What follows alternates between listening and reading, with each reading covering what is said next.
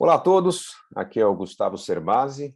Para quem não me conhece, sou escritor, consultor, especialista em inteligência financeira. São mais de 16 livros escritos, 3 milhões de exemplares vendidos aí em 22 anos de carreira. Meu trabalho é educar para a inteligência financeira. Já são 22 anos ensinando sobre juros, ensinando sobre orçamento doméstico, ensinando sobre equilíbrio das contas, sobre como educar os filhos, como se preparar para a aposentadoria, como montar uma carteira de investimentos, enfim, o amplo escopo da educação financeira, que mais recentemente eu preferi avançar para a área da inteligência financeira. Qual a diferença de educação financeira e inteligência financeira? Educação financeira é quando você entende os aspectos do equilíbrio e desequilíbrio econômico das famílias, a organização que você tem que ter para manter seus investimentos em dia, vamos dizer, as ferramentas necessárias para poder fazer boas escolhas de investimento, aquilo que as pessoas sabem que é necessário para ter a vida financeira equilibrada e realizar seus sonhos ao longo da vida. Inteligência financeira é quando isso se torna prática na sua vida, é quando você vence os desafios comportamentais, desafios da ansiedade, desafios de outras demandas que nós temos na vida para poder encaixar educação financeira na vida de todos. Preferi fazer essa breve introdução do meu currículo antes de dar as minhas boas-vindas a todos aqui, ou meu agradecimento por estar presente, justamente para a gente entender o porquê da gente falar sobre sustentabilidade ligada à inteligência financeira. E para mim é um grande prazer estar aqui participando dessa terceira feira de sustentabilidade da Bacia do Piracicaba, infelizmente online, e felizmente online, né? Infelizmente, porque seria muito melhor se estivéssemos reunidos em algum espaço para estarmos presencialmente, nos cumprimentando, nos abraçando, trocando dúvidas. Como isso não é possível, não é recomendável por causa da pandemia, que insiste aí nesse vai e vem, nas ondas e sanfonas aí do processo, felizmente temos a tecnologia para viabilizar esse nosso contato.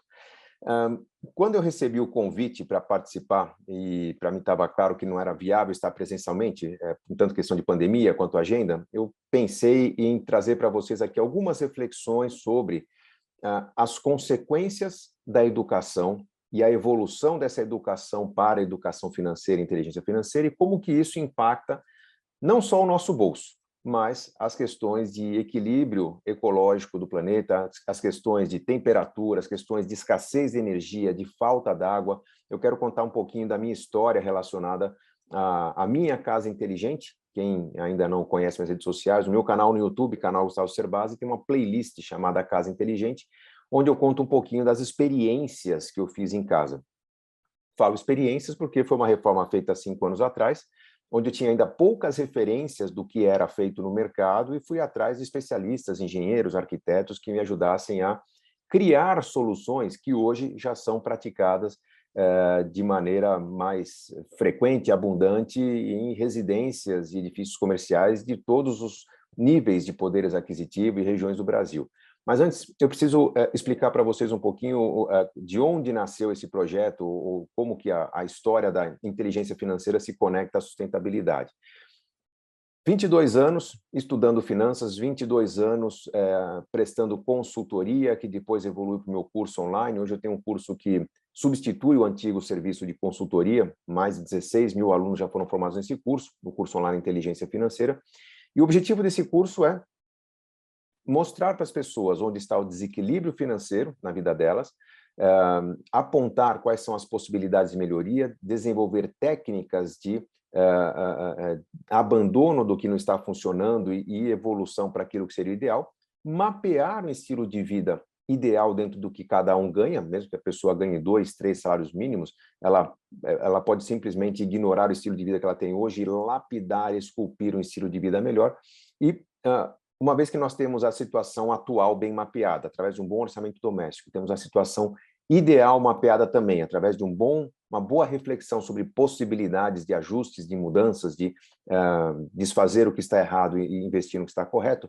O desafio do professor aqui é criar a ponte entre a situação atual e a situação ideal. Técnicas de negociação, técnicas de se desfazer do que não está funcionando, técnicas de montagem de carteira de investimentos, desmontagem de investimentos pouco eficientes, enfim.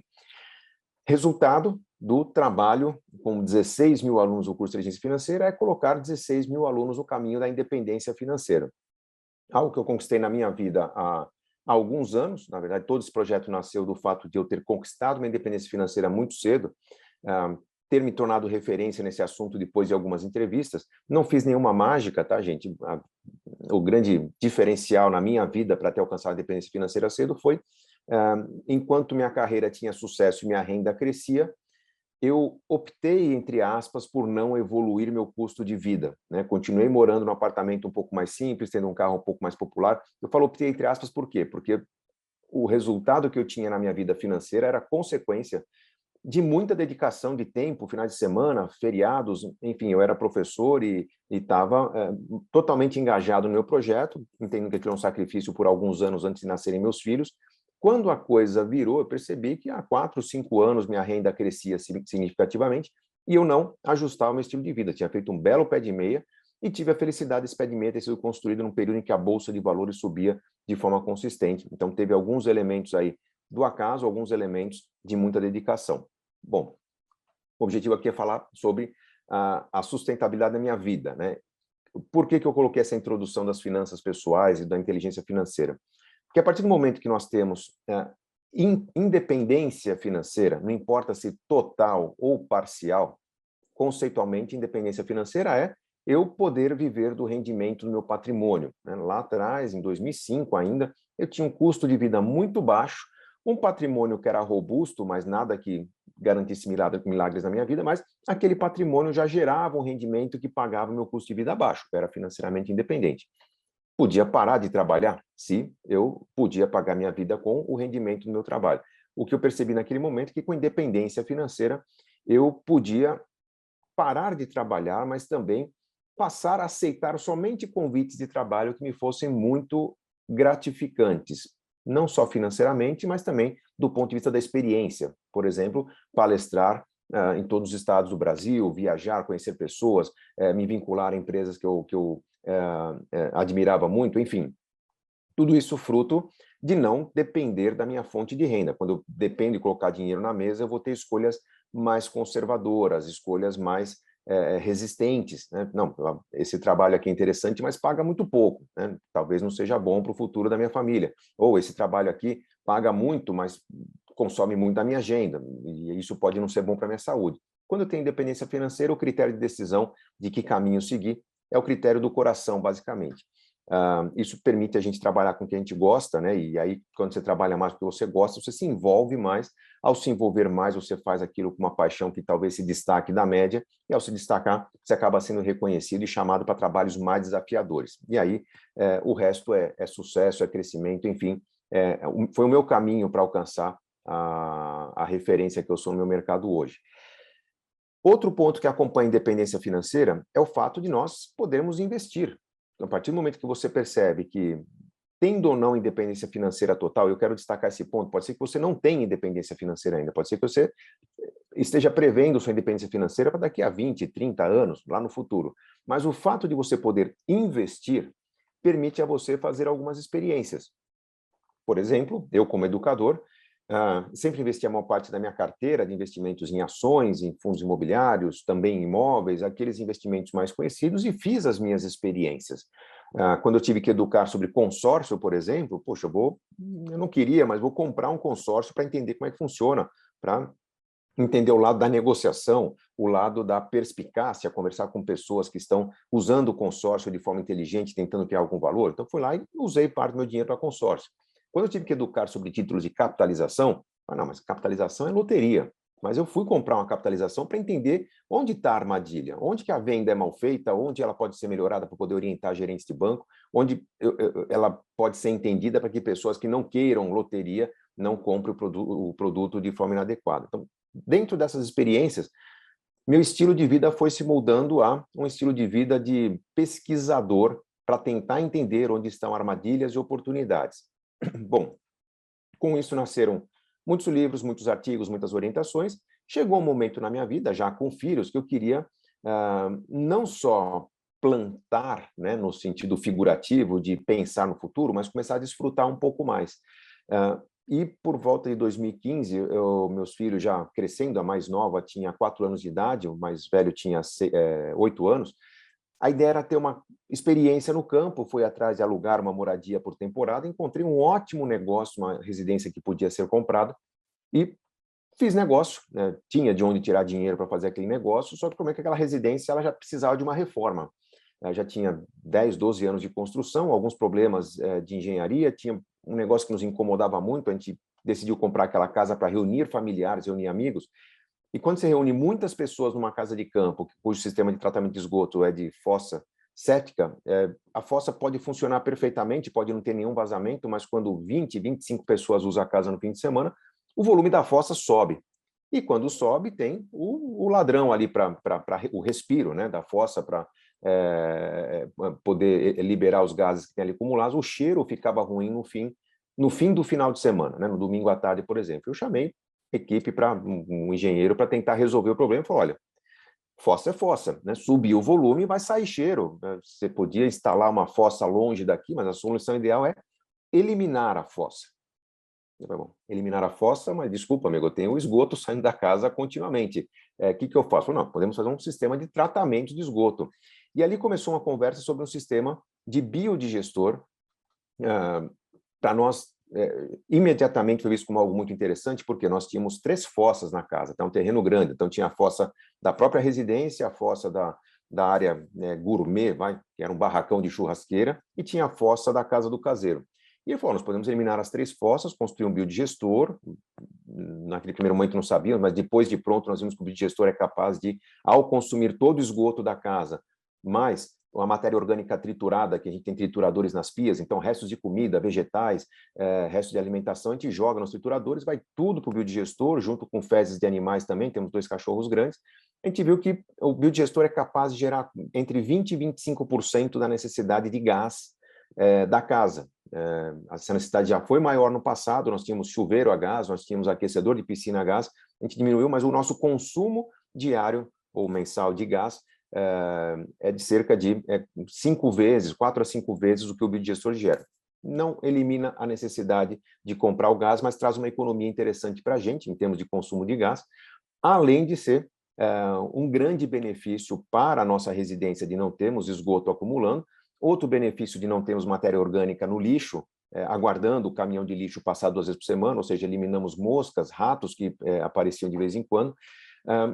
E um outro elemento muito importante, nossa casa está instalada numa área de proteção ambiental, então nós temos a certeza de que zero esgoto está sendo não só jogado na natureza, como não corre nenhum risco de, por falta de cuidado, de engenharia, a fossa ter alguma rachadura, vazar e infiltrar para o lençol freático. Nós não armazenamos esgoto em lugar algum.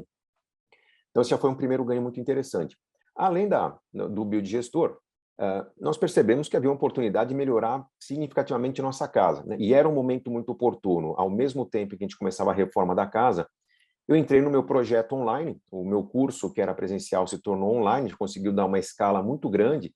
Esse curso alcançar alunos do mundo todo, tivemos alunos de 57 países até agora, em 12 turmas, e, na prática, isso nos deu um ótimo resultado financeiro também, foi um ano de pujança nos negócios, um período de pujança nos negócios, e eu consegui fazer investimentos mais significativos na minha casa, já percebendo que tinha uma oportunidade ali de não só ter conforto a partir do momento que eu melhorava a casa, mas também soluções que poderiam não só refletir em economia para o nosso bolso, mas se tornar referência em termos de orientação e educação. Então, decidimos por uma reforma geral da casa, dando sequência à reforma que começou no biodigestor. Por que geral? Até porque para poder administrar o esgoto da casa, eu preciso dividir os encanamentos. O que é a água cinza, aquela água que sai das pias, do chuveiro, né, que com um tratamento muito básico de filtragem, a gente joga diretamente no pomar. Tem gente que questiona isso, né? Mas espera aí, uma água alcalina, você está jogando ali, não, tem um tratamento com filtro de areia, tudo, mas o solo da nossa casa, o solo da região que a gente vive em São Roque é um solo ácido, e essa água cinza que sai do banho com gordura e sabão, ela vem com um forte teor alcalino. Então, na prática, a gente neutraliza a acidez do solo e, com alguns cuidados, com algumas compensações ali antes de chegar às plantas, a gente consegue ter uma água que torna o solo mais adequado para culturas diferentes, frutas mais doces, não só frutas cítricas. Então, a gente enriqueceu a nossa casa eliminando esgoto, eliminando lixo orgânico, tornando o pomar mais variado com frutas. E uma vez que a gente estava mexendo na casa toda, separando os encanamentos da água cinza de um lado, da água preta do outro, que é a água para o biodigestor, decidimos colocar também, decidimos implantar uma grande mudança na captação de água, pegando água do telhado para ser tratada, filtrada e direcionada para uma cisterna. Hoje, depende do período, do nível de chuva no ano, entre 75% e 80% do consumo da casa ao longo do ano é absorvido pelo nosso próprio sistema de captação e tratamento de água. Tem 2 períodos de estiagem no ano que a gente usa um pouco da água do residencial que estamos instalados, mas durante a maior parte do ano, a água que nós consumimos vem do céu. Tratamento, são sequências de filtros de areia, né, com micragem cada vez menor.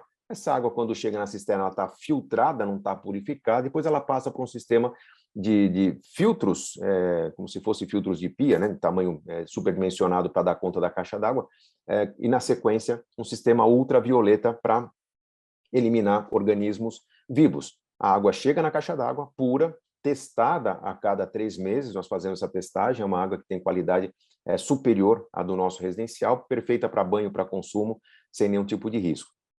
E, além do sistema de captação de água, instalamos também um sistema de geração fotovoltaica na casa. Inicialmente, uma pequena usina que dava conta da necessidade básica da casa, na verdade era 80% da necessidade da casa. Só que o que aconteceu com a geração fotovoltaica foi que, primeiro, era muito fácil quantificar o custo e o benefício. Quanto custa o sistema? Bom, ótimo, lá X mil reais. Quanto eu gasto de energia? Eu tinha a conta mensal, então eu tinha uma conta, por exemplo, de R$ 1.600 por mês de energia, pouco menos antes da reforma, em torno de R$ 1.200 por mês, o gasto mensal de energia, sabendo que eu tinha aquecimento de piscina a gás, sabendo que eu tinha algumas economias de energia, porque a energia era muito cara. Quando eu percebi que eu conseguia quase que zerar o custo de energia, né, com um payback, né, com retorno de investimento em 4 ou 5 anos, uma durabilidade do sistema, quando bem cuidado, né, com devido cuidado com o caseiro de 25, quase 30 anos, eu vi que em 5 anos eu pagava a minha energia de 30 anos dentro da conta inicial de consumo da casa. Eu fiquei inquieto com essa conta, porque, na verdade, a vantagem é muito grande, muito grande. Hoje, se você for instalar um sistema de geração fotovoltaica na sua casa, as empresas financeiras que estão financiando para o consumidor esse sistema, basicamente fazem a conta do quanto você gasta de energia por mês, quanto você vai ter de economia, e o financiamento desse equipamento, o financiamento dessa usina, ele tenta meio que casar com a conta de energia que você tinha, ou seja, você não vai ter um custo significativo, além do que você já tem, por instalar uma geração fotovoltaica na sua casa. Então, já há uma vantagem muito grande, ou seja, você não tem um grande impacto na conta mensal de energia, na verdade, você já passa a se blindar contra bandeiras amarelas e vermelhas, e você sabe que daqui a 5 anos você pagou a sua usina, ou depende se a sua conta estava mais justa, daqui a 6, 7 anos você pagou a usina, você tem uma sobrevida de mais 16, 17, 18 anos aí, sem gasto de energia ou pagando apenas aquela tarifa básica, né, aquela tarifa mínima. Bom, para mim estava claro a conta, que se eu consigo ter uma infraestrutura em casa de conforto baseada em energia elétrica e eu não estou mais dependente do custo da energia para viabilizar esse conforto, ou seja, o custo é quase baixo, eu percebi que podia melhorar a eficiência da minha casa usando mais elementos de energia elétrica. Então, o aquecimento de piscina deixou de ser a gás, lento e ineficiente, às vezes travava por causa de bolha no sistema, passou a ser um sistema elétrico, com resistência. Nós mantivemos, na verdade, um sistema de trocador de calor que nós já tínhamos para, enfim, manter a climatização da piscina, mas quando eu preciso de um aquecimento mais forte, eu ligo a resistência no inverno. A gente percebe que é um aquecimento rápido, imediato, não precisa de 2 dias de antecedência. Então, a piscina passou a ser aquecida com energia. Eu instalei alguns equipamentos de ar-condicionado na casa que antes eu não precisava, mas durante a pandemia eu montei meu escritório lá, então tinha que ter a temperatura constante, boa iluminação, iluminação de jardim, irrigação, robô cortador de grama que nós adquirimos, tudo levando em consideração que o custo desses equipamentos ou insumos é na aquisição. O uso desses equipamentos ele tem praticamente custo zero. Por quê? Se eu tenho a bateria de uma bicicleta elétrica, de um cortador de grama, de ferro de passar, ou o consumo do ferro de passar roupa, o ar-condicionado, tudo custeado pela minha energia que é gerada em casa, vale muito a pena eu ter uma usina que supra 100% da necessidade da casa. E aí a conversa evoluiu ao ponto da gente testar bicicletas elétricas, patinetes, e perceber que, puxa, que outro grande gasto nós temos no orçamento? Combustível. Nossa casa, localizada em São Roque, mais ou menos 60 quilômetros de São Paulo, antes da pandemia nós íamos todo fim de semana, nós percebemos que a conta de combustível, principalmente nossa família que é grande, né, a gente transporta avós, então às vezes nós íamos em 2 carros, depois um carro maior, o gasto de gasolina nesse vai e vem entre São Paulo e São Roque estava da ordem de R$ 1.600 a R$ 1.800 por mês. Puxa, mas se eu pensar num carro elétrico, eu consigo eliminar esse gasto, né? E fomos atrás de uma pesquisa no mercado. Primeira constatação é que carros elétricos custam mais do que carros a gasolina. Não, mas essa conta não vai fechar, né? Você pega qualquer modelo, não importa se os mais compactos, mais acessíveis, né? Quando a gente entende o conceito de automóvel, a linha de entrada que nós temos no Brasil são os automóveis chineses e vai até os automóveis de luxo da linha Audi, né? A marca que aparece aqui, eu sou embaixador hoje de mobilidade sustentável da Audi, são veículos mais sofisticados, tem conforto, tem potência, tem todo um desempenho aí diferenciado dentro e fora da estrada, enfim, não importa qual modelo que você escolha, a comparação entre um carro a gasolina e um carro elétrico é da ordem de 100 a 120 mil reais a mais pela tecnologia do elétrico. Hoje, tá? Dentro de 3, 4 anos, essa diferença deve desaparecer, não só porque o elétrico vai ficar mais barato, mas porque há uma tendência de encarecimento do carro a combustão à medida que a compra de carros a combustão diminui no mundo. Está perdendo escala, está perdendo condição competitiva, as empresas têm que cobrar mais para fechar a conta. Mas, enfim, um carro elétrico custa entre 100 e 120 mil reais a mais. Comecei a fazer contas. Bom, mas qual a vantagem de andar com carro elétrico? Bom, se eu uso o carro nesse commuting, né, esse vai e vem de grande para pequena cidade, já tem uma economia aí partindo de R$ 1.600 por mês. Puxa, mas se eu não me preocupo com a gasolina, talvez eu ande até mais com o carro, né? Então, eu posso intensificar o uso do meu veículo, até em situação de conforto, porque eu não estou mais preocupado com combustível. Tem outras questões. Em alguns estados, a isenção do IPVA é de até 100%. Né? Aqui no estado de São Paulo, só 50%, mas alguns estados 100%. Então, a gente faz contas. É um carro caro, tira o IPVA, tira o combustível. Bom, São Paulo, cidade de São Paulo tem rodízio. E veículos elétricos estão dispensados de rodízio. Então, o gasto que eu tinha com Uber, que eu tinha com táxi, ou às vezes com aluguel de veículo, eu tiro da conta. Carros elétricos não dão manutenção. Dão manutenção, obviamente, né? Você tem que a cada 10 mil quilômetros parar para algum aperto e reajuste, mas o carro não tem as peças que um carro a combustão tem, e não tem óleo, não existe óleo num carro elétrico, né? São 2 motores elétricos ligando uma roda a outra. Então, uma roda a outra, porque em cada eixo tem um motor elétrico.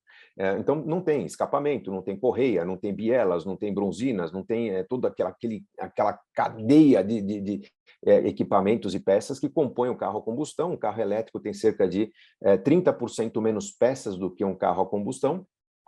Na prática, menos manutenção, menos trocas, né? O carro elétrico quase não usa freio, ele freia com um sistema de regeneração cinética, então gasto menos pastilha de freio. O meu Audi, por exemplo, tem que trocar pastilha de freio a cada 120 mil quilômetros. Outra, se não usa freio, não suja a roda, se não suja a roda, eu lavo menos o carro. Então, toda essa conta foi feita para perceber que um carro elétrico, para quem tem um uso intensivo,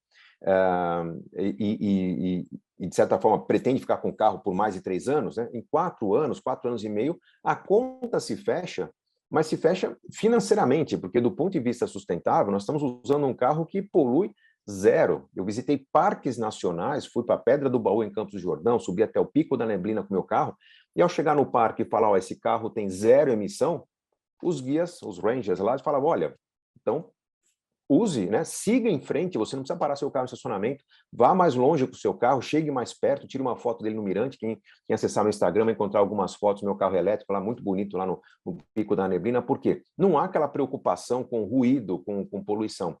Então, a gente percebe que, pelo fato de eu ter podido deslocar um pouco mais do meu investimento, do meu dinheiro, que era da minha carteira de investimentos, para fazer experiências, no sentido de pagar a mais por uma reforma do que eu pagaria numa casa sem fotovoltaica, sem captação de água, sem esgoto. Pagar a mais por um carro, porque o elétrico custa mais. Esse deslocamento de dinheiro inicial se traduz em uma economia muito grande financeira, porque hoje, lá na minha casa, eu gasto 20% do que eu gastava com água, eu gasto 75%, 80% do que eu gastava com gás, eu gasto cerca de 4%, 5% do que eu gastava com energia. Tem que pagar o custo básico ali da distribuidora de energia, que é como se eu estivesse com a casa desligada, né? Mas, enfim, a gente tem uma redução significativa no consumo, uma tranquilidade para o médio e longo prazo. Imagina uma pessoa que está na fase produtiva, né, que está preocupado com a aposentadoria, sabe que quando para de trabalhar, por exemplo, talvez até encontrar uma atividade que gere pelo menos parte da sua renda, pode ter suas escolhas limitadas. Quando essa pessoa na fase produtiva consegue reformar ou comprar uma casa autossuficiente, essa pessoa está blindando o seu orçamento contra aumentos inesperados na conta de energia, na conta de gás, na conta de água.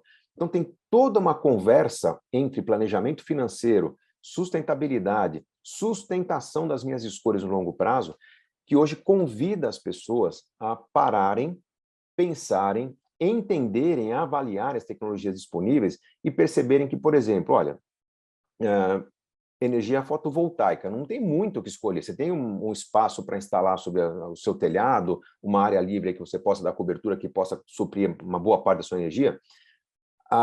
Não é questão de poder ou não pagar.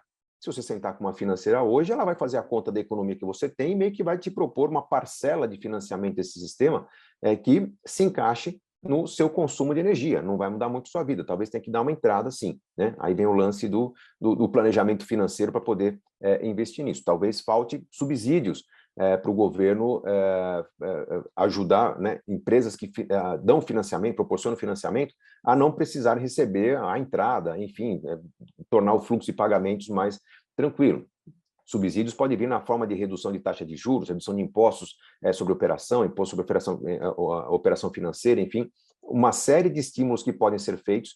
Por quê? A partir do momento que nós proporcionamos essa geração mais distribuída, nós temos uma condição de geração própria de energia, que alivia o sistema gerador, ou seja, essa questão de termos que acionar termoelétricas para gerar energia, né? Enfim, nós podemos aumentar a autossuficiência do consumidor, aliviando a capacidade geradora e levando em consideração que também, se o consumidor hoje pode diminuir seu consumo de água, nós podemos aliviar até o sistema de captação de água. Eu consigo vislumbrar hoje, no sentido que correm as negociações, discussões, debates econômicos, de negócios e políticos, eu consigo imaginar que o Brasil, dentro de alguns anos, pode, né, tem condições de ter a sua energia gerada predominantemente de forma 100% limpa, ou fotovoltaica ou eólica, e usar as usinas hidrelétricas existentes como backup, na forma que hoje nós temos a geração predominantemente hidrelétrica com termoelétricas como backup. A gente pode extinguir as termoelétricas, as poluidoras termoelétricas, e contar com o sistema de geração hidrelétrica como uma alternativa a períodos de pouca insolação, de pouco vento, por exemplo, né, para complementar o sistema. Isso contribuiria não só para a estabilidade do sistema energético, mas também para manter reservatórios cheios por mais tempo, que em períodos de estiagem traria uma tranquilidade mais para a população, sem racionamento de água, enfim. Há todo um equilíbrio sendo discutido que mostra que nós estamos no caminho certo. É necessário muito investimento? Bom, no meu livro A Riqueza da Vida Simples, eu explico que uma casa sustentável como a minha, não importa o padrão, tá? Pode ser popular, pode ser uma mansão, ela custa cerca de 25% a 30% mais do que uma casa não sustentável. Infelizmente, esse percentual maior pesa mais nas casas populares, né? Então, uma casa mais econômica ela vai custar 30% mais se eu tiver uma geração fotovoltaica, um sistema de captação de água e um biodigestor que provavelmente não vai ser individual, vai ser comunitário.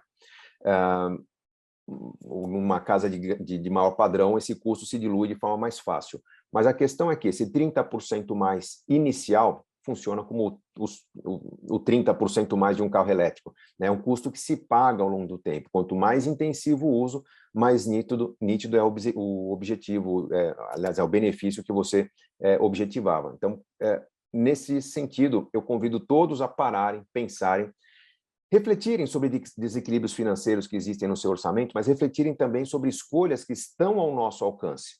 De todo um sistema de uma casa sustentável, o fotovoltaico é o mais caro. Sistema de captação de água, basicamente, é feito de tubulações e areia.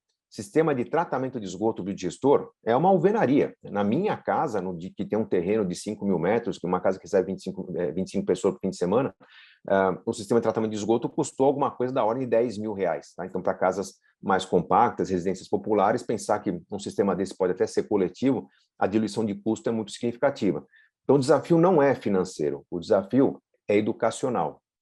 É um desafio do esclarecimento, é um desafio da coordenação, de prefeituras entenderem que, diante de discussões que nós estamos tendo de adotarmos regras de equilíbrio, de sustentabilidade, de redução de poluição, cumprirmos com os acordos que foram costurados recentemente na COP26, para reduzir a temperatura do planeta, regras têm que ser implementadas e essas regras podem custar muito caro.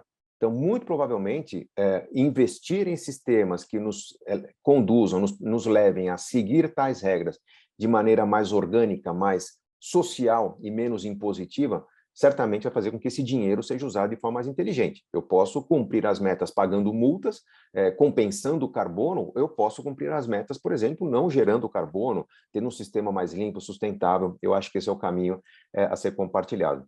É uma grande honra, repito, estar participando aqui desse congresso, dessa feira de sustentabilidade aqui da Bacia do Piracicaba, para trazer um pouco da minha reflexão sobre a conexão entre escolhas familiares e o resultado que nós podemos ter para a sociedade, o resultado que nós podemos ter para a economia como um todo. Estou falando de casas ou edifícios mais limpos, que consomem menos, que preservam bacias geradoras ou bacias de preservação de água, de fornecimento de água, geração de energia, alívio nos preços de energia e também menos exposição ao preço do petróleo, que a gente percebe aí que, por ser uma commodity internacional, acaba afetando o nosso bolso de maneira desproporcional. O Brasil tem hoje uma inflação que é importada, não é fruto de desequilíbrios internos apenas, mas principalmente desequilíbrios externos.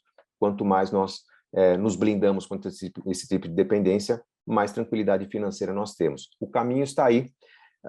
O meu trabalho, quem quiser conhecer um pouco mais, nas redes sociais ou no meu site, gustavocerbasi.com.br, você pode entender um pouco mais, encontrar os canais para entrar em contato comigo. Será um prazer contribuir de outras formas para esse projeto. Que vocês tenham uma ótima feira de sustentabilidade. Agradeço a oportunidade de trazer aqui minha reflexão, minha palavra, um pouquinho do meu ponto de vista. Um ótimo dia a todos, gente. Muito obrigado.